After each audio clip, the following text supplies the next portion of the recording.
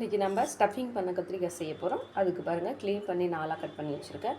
இதில் மசாலா ஆட் பண்ண போகிறோம். தேவையான மசாலா: தனியா பவுடர் 1/2 டீஸ்பூன்,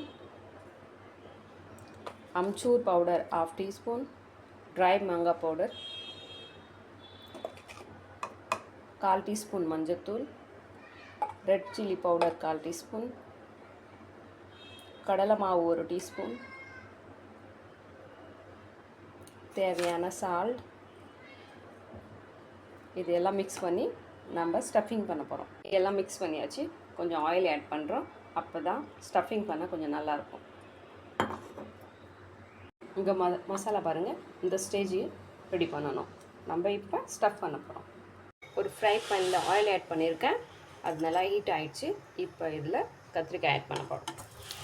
ஸ்டஃபிங் பண்ண கத்திரிக்காய் இதை லோ ஃப்ளேமில் ஒரு 10 நிமிஷம் மூடி வைக்கிறோம். இங்கே பாருங்கள், நம்ம கத்திரிக்காய் எந்த அளவுக்கு ரெடி ஆகிடுச்சுன்னு. நல்லா சாஃப்டாக ஆகிடுச்சு. இதை இப்போ நம்ம பிளேட்டில் எடுத்துடுறோம். அதே ஃப்ரை பேனில் கொஞ்சம் ஆயில் ஆட் பண்ணுறேன்.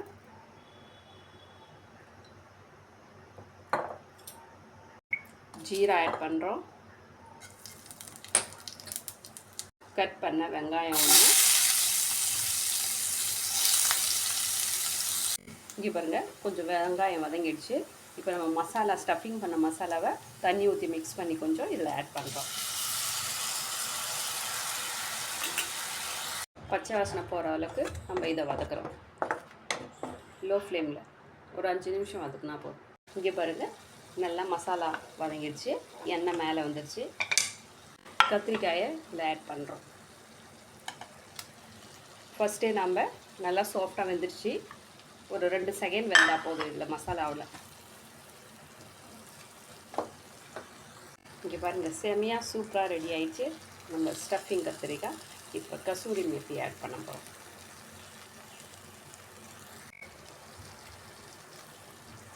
கசூரி மேத்தி ஆட் பண்ணாச்சு.